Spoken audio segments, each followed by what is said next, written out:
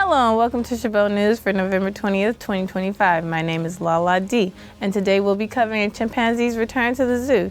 The FDA issues a warning and writing letters to Santa is back on. In entertainment news, Enrique Pena will tell you about the developing Legend of Zelda movie. And finally, Alan Sampson brings his top 5 morning radio segments. All that and more coming up in today's edition of the Chabot News.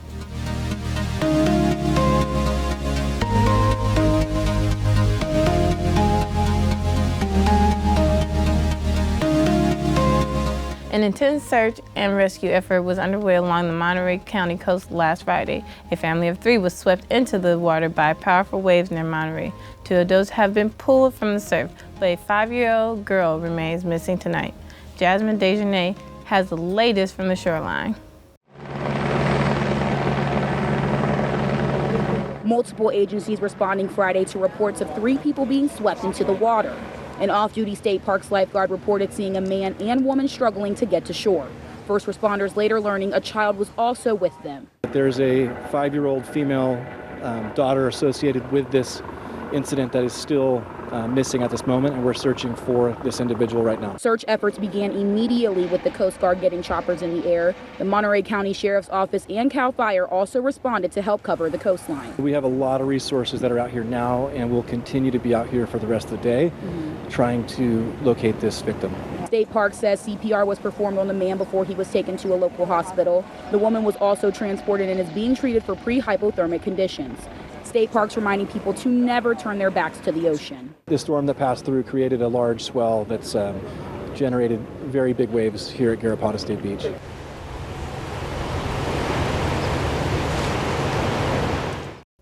As crews scoured the coast on Friday, authorities had urged beachgoers to use extreme caution around the surf, especially after the week's dangerous swells. For now, search teams say they'll stay out as long as daylight allows, hoping for any sign of the missing child. With heavy rain pounding the region, officials are warning residents in previous burn-scarred zones of Pacific Palisades to be ready to evacuate. Lesdelia Caballero reports. In Pacific Palisades, the rain isn't just another winter storm. It's a threat some here know all too well. I got a text last night on the phone. It's scary when you get those because we've been through fires. We haven't been through floods in this neighborhood. On the steep hillsides carved by the Palisades fire, these downpours have residents like Bernadine Brandis on edge. You can see smoke. I don't know if I'm waiting to see dirt flowing downhill, and we are downhill here. So that's a little scary. It's like driving off from a house and hoping your house is still there. But she's prepped her family and home for the storm as well as she possibly can. Cleared some gutters, fixed a deck that was leaking, and we did trim some shrubs. Her neighborhood sits close to the burn scar, an area where loose soil stripped of vegetation can give way with little warning. So many of us live on canyons, right? So it's gotten a little scarier for the rest of us who live in these neighborhoods. Adding they've learned to live prepared. County officials have urged families in burn scar regions to keep cars fueled, go bags packed, and evacuation routes clear. Because with the soil already saturated, just a few more hours of rain could trigger slides. I haven't seen any signs of anything as yet. So I guess we wait and see. Thank you, Lesdelia. With hillsides saturated and more storms on the way, residents here remain on edge, knowing that one night of heavy rain can undo months of recovery. Officials say they'll be watching the slopes as closely as the skies. A female chimpanzee is back in its enclosure after escaping Friday morning at the Indianapolis Zoo. The chimp had to be sedated before being returned to her exhibit. There were no injuries to the zoo staff, visitors, or the chimp. Tim Spears spoke with visitors who say they are glad the great escape had a happy ending. Visitors are once again able to get an up-close and personal look at the chimpanzees after one threatened to get a little bit too close for comfort. Zoo guests were safe at all times. The Indianapolis Zoo went on lockdown when a female chimpanzee was spotted outside her exhibit Friday morning. The aviator drone captured some guests leaving while others waited outside until the lockdown lifted. She probably had a great time outside. Courtney Marr didn't feel any less safe driving to the zoo with her 2-year-old daughter after it was over. Well, I saw the ambulances and cops first. I was like, what is going on? So I looked it up and I was like, oh man, this is crazy. State police, along with the Indianapolis Fire Department, filled the parking lot as a line of cars were blocked from the entrance until the zoo reopened just after noon, a place Lauren Longshore preferred to stay until the chimp was caught. Definitely happy that the nanny kids I'm with are safe and not in there with the chimp running around. But it's not stopping the Palenzuela family from taking in the sights on their visit from Miami. Animals, but in their habitat. The zoo did not say how the chimpanzee escaped, but said she will return back to her exhibit, hopefully for good. They know what they're doing in there, and these things can happen, obviously. Thanks, Tim. The zoo praised the response of its team, but would not answer questions about how the animal escaped. Chicago, which is becoming known as the epicenter of the Trump administration immigration crackdown, is teeming with energy as law enforcement agents on the ground clash with protesters and as attorneys face off in courtrooms. Friday, several people were arrested near the Immigrant Processing and Detention Center in Broadview, Illinois. Earlier this week, a federal judge ordered the release of more than 600 people arrested in the Chicago area as part of the Trump administration's immigration crackdown, after plaintiffs argued those arrests violated a 2022 settlement agreement over warrantless arrests in the Chicago area. Sherelle Hubbard has more. What started as a peaceful protest in a suburb west of Chicago Friday turned chaotic after protesters reportedly pushed past barriers. The U.S. Immigration and Customs Enforcement Facility in Broadview, Illinois, has been at the heart of Operation Midway Blitz and the site of repeated clashes between protesters and federal agents. They got the right to protest, have at it. But don't cross the line. I was watching the videos before I came out here. When they put hands on a law enforcement officer, they're getting arrested, going to jail. Immigration enforcement is a part of the Trump administration delivering on campaign promises. But the protests come amid a number of legal cases revolving around the facility. An attorney in Illinois filed a lawsuit last month in U.S. District Court over the curfew that was imposed on protesters. What several federal judges have determined is that the predicate for Operation Midway Blitz is false. And amid legal claims by advocates that the center has, quote, inhumane conditions, a U.S. magistrate judge and a small group of attorneys visited the detention center Thursday to investigate. The Department of Homeland Security has denied any claims that there are subprime conditions at the facility. And in yet another legal battle, a top Border Patrol official, Gregory Bavino, was rebuked by a U.S. District Court judge over heavy-handed tactics and issued a preliminary injunction blocking the use of force against protesters and journalists. I'm Sherelle Hubbard reporting. The judge ordered that migrants arrested without mandatory detention orders don't have a final order of removal, and those who do not pose a threat must be granted bond by noon on November 21st. The plaintiffs alleged more than 3,000 people were arrested since June. In response to the ruling, DHS has said the decision is putting the lives of Americans at risk. It's time to get those letters to Santa in the mail. Monday, November 17th marked the start of the U.S. Postal Service's annual letter adoption. Operation Santa gives children and families the opportunity to write letters to Santa. People can then adopt a letter from a child to make sure those holiday wishes are fulfilled. This year, you can choose to adopt a family as a team to ensure requests from the same household are met. You can visit USPS OperationSanta.com to learn more.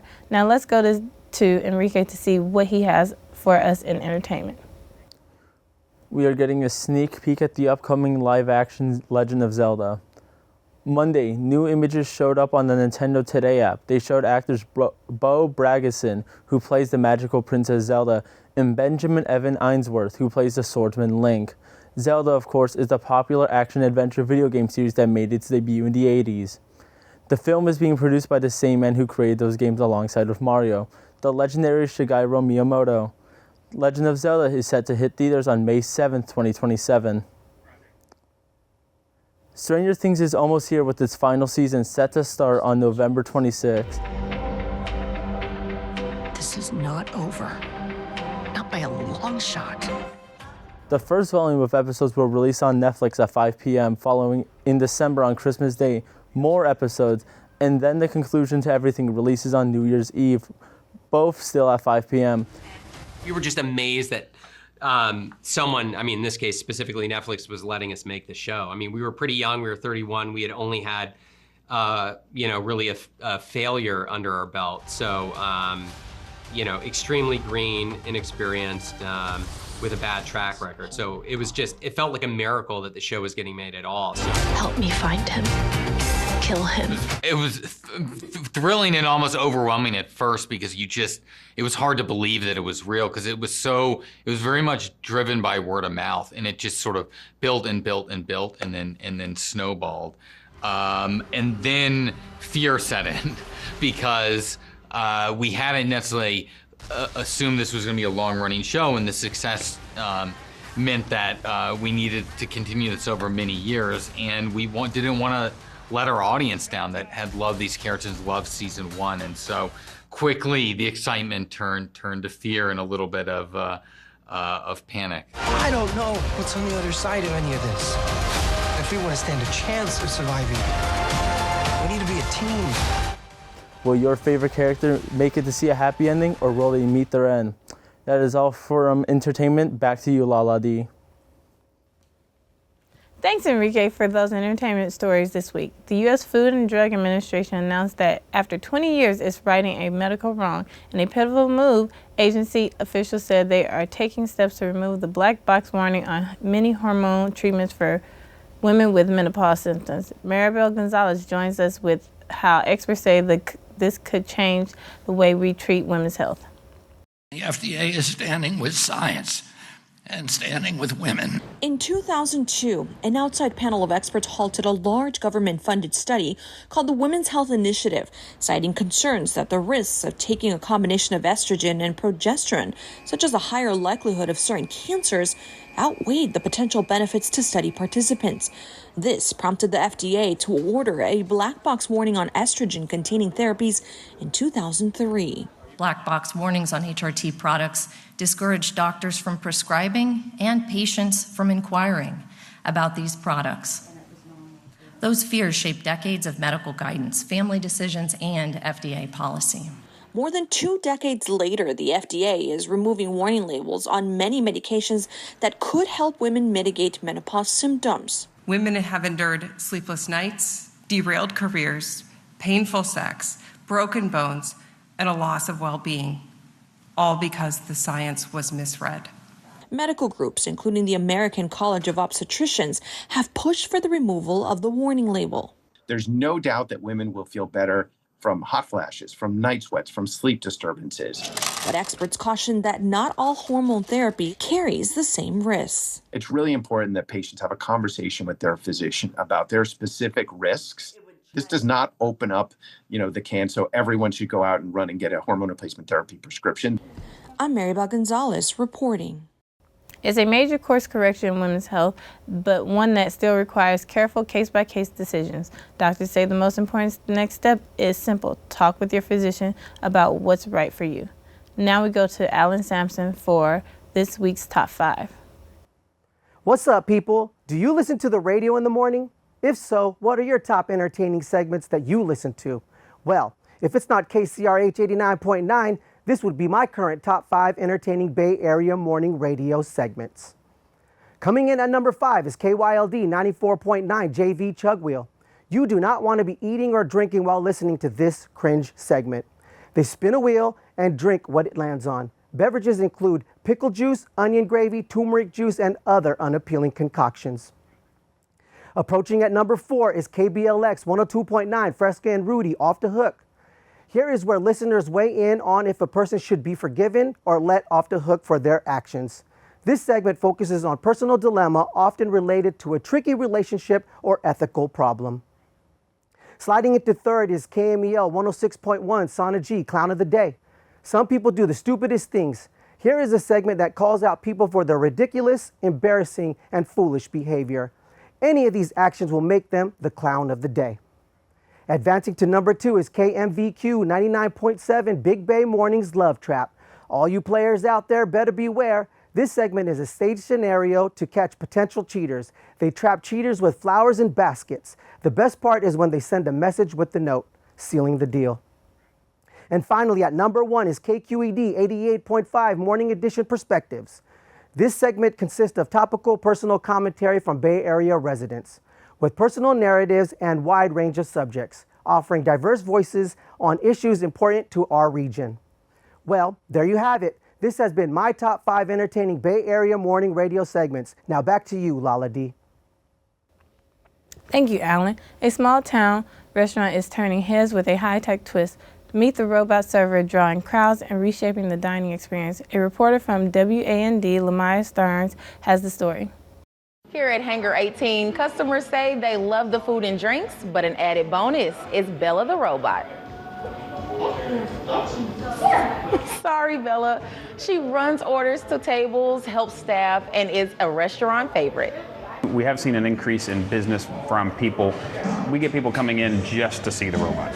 And so that has helped drive the word of mouth advertising and communication about what we're doing here. Justin McWhorter is the owner of the restaurant. He says Bella the bot is an addition to the team. The robot is not a replacement. It's merely a tool for the server to perform the tasks at a more efficient rate. Servers still hand the guests their food. Bella transports the food from the kitchen. Jada Plummer has worked at Hangar for more than 3 years. I don't even have to go in the kitchen anymore because I get to stay out here with the customers and be more hands-on. It definitely boosts morale. So when people are sitting at a table and a robot comes up and starts singing and little kids are playing with it, everybody's smiling.